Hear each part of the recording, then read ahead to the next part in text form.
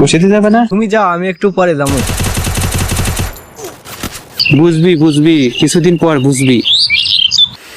হুজুর সাল্লাম বলেছেন যে একাধারে বিনা ওজরে 3 জুমআ কাজা করে সে মুসলমান থেকে খারিজ হয়ে যায়। আরে আচ্ছা জ্বালা তো, তোমার হাদিস তুমি তো তুমি যাও এখান থেকে। ভাই বুঝতে পারে নাই, আল্লাহ আমার ভাইকে মাফ করে দাও, আমার ভাইকে হেদায়েত দিয়ে দাও আল্লাহ। একদিন তোমারি নাম কবরের সম্পদ, একদিন তোমার। আল্লাহ, আজ যদি আমার জীবনে শেষ দিন হতো, আমার জীবনে কি আমি কখনো নামাজ পড়েছি?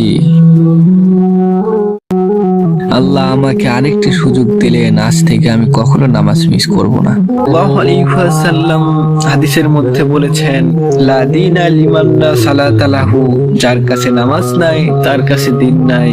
মান তারাকা সালাতাম মুতাআম্মিদান লাকাদ কাফারা, যে নিজ ইচ্ছায় নামাজ ছেড়ে দিল সে কাফের হয়ে গেল।